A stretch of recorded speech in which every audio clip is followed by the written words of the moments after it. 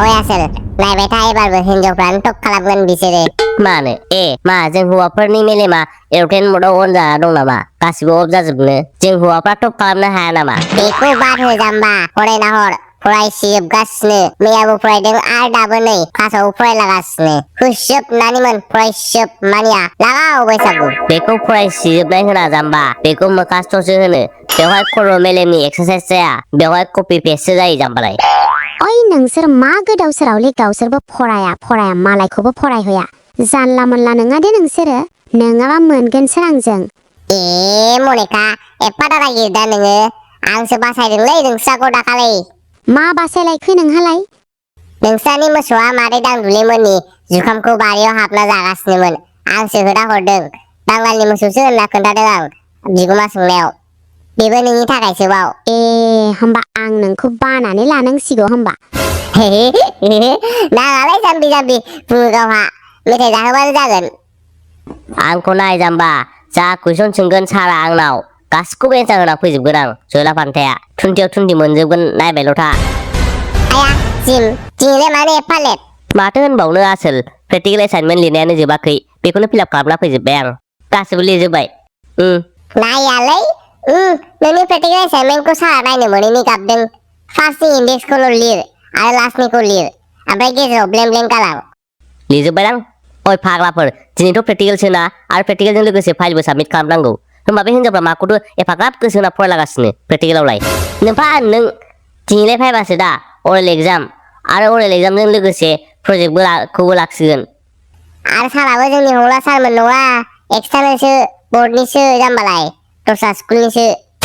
थैबाय दानाबा आं हले फेल जागोन ना रोखाखा आंथ' फरायना फैयाखै जेबो आंहा प्रेक्टिकेलसो नुनानै दं ओमफ्राय सिकिउरिटि गार्ड नैबे लिस्टखौला बेवहाय साफ्रोमबो स्टुडेन्टनि रोल नाम्बार आरो नेम दं बेखौ रोल नाम्बार वाइज सासे थिनहर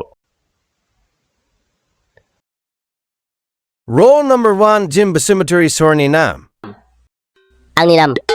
Tangda nang nama sigamsin nama.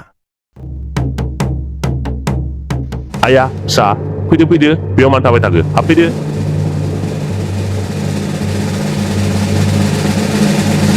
लाबो नोंना फाइला हरलाय आरे बहा फिसा नोंनाथ' फाइला जोबोद मोजां बिराद मोजां मेनटेन खालामदों नों फाइलखौ आरो एसाइनमेन्टआव मोजां जादों दे फिसा अहम्स ल'आ मा व्हाट इज अहम्स ल ओम्स मा जाखो फिसा नोंना गारामाया रानखांदों नामा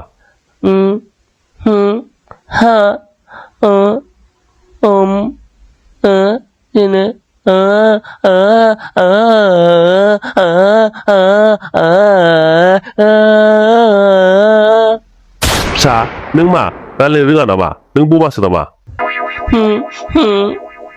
दे फिसा नों जेबो दुखु दाजासै बेयाव नोंनि जेबो गोरोन्थि गैया आं नोंखौ अननानै पास खालामहोनोसै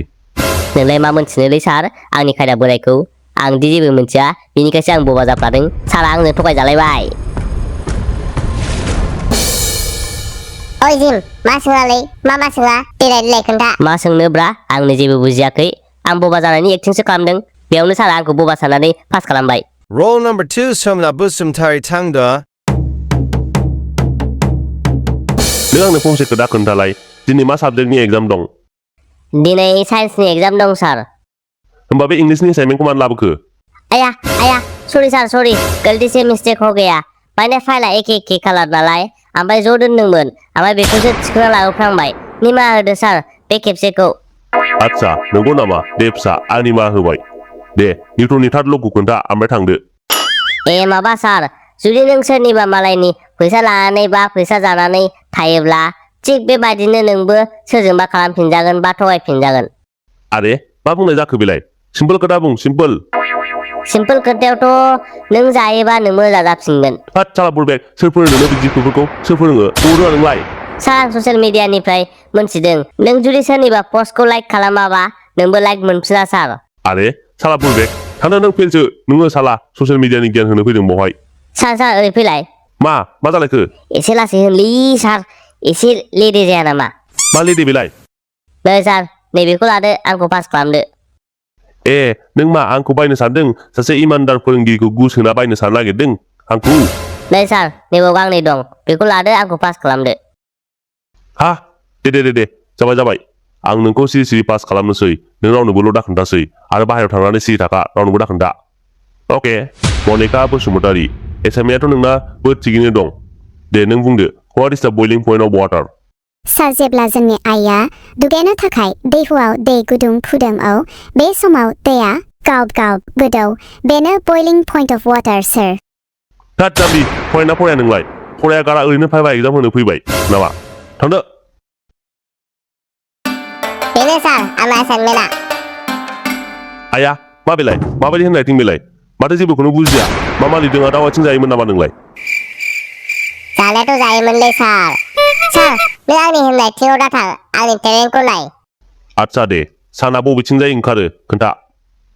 साना जेब्लायबो खोलाहा ओंखारो सार मानोना जोंना दाउलाया खोलाहा मोखां जाना गाबो फुङाव थाट जाम्बा बबे लेखायाव मोना नोंलाय साना खोलाहा ओंखारो होनना सानालाय सानजाहासो ओंखारो दा आया हे साराबो मोनथिया खोमा नै सार खोनासं जोंनि न'आ साहाथिंजाय खोलाहा दं जोंना औवा बिफां फुंनिफ्रायनो जोंनि न'नि सिथ्लायाव साना नाङा बे औवायानो होथेयो साना खोला सानजा ओंखारो आरो खोला सोनाब हाबो आंनि मेगनजों देख देख नुथारबाय सार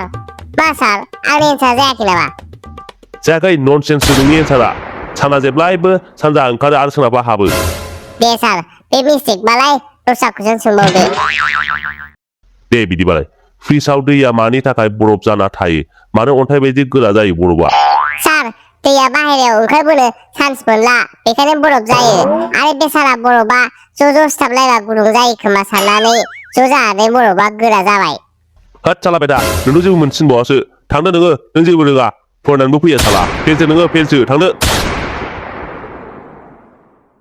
सार आंखौ पास खालामना हो पास खालामाबा नों आंखौ सिनायाखैना सार सोर नोंलाय आं नोंखौ सिनाया अबेनि दारायो नोंलाय आंखौसो दम होबावदों एबारथ' आं नोंखौ फुरा फेलसो खालामोन 0 नाम्बार होगोन आं नोंनो 0 लाथिख' एबारबो फेल खालामोन नों आंखौ सार एबारलाय हाब नों आंखौसो बिदि मावजा देखायना सिगिदों नै गिगोना नोंनि बे नंखाय मावजाखौ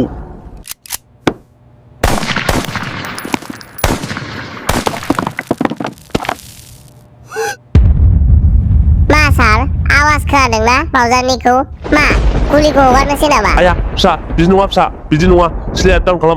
खालाम मा सार एबारबो फेल खालामगोन नामा आंखौलाय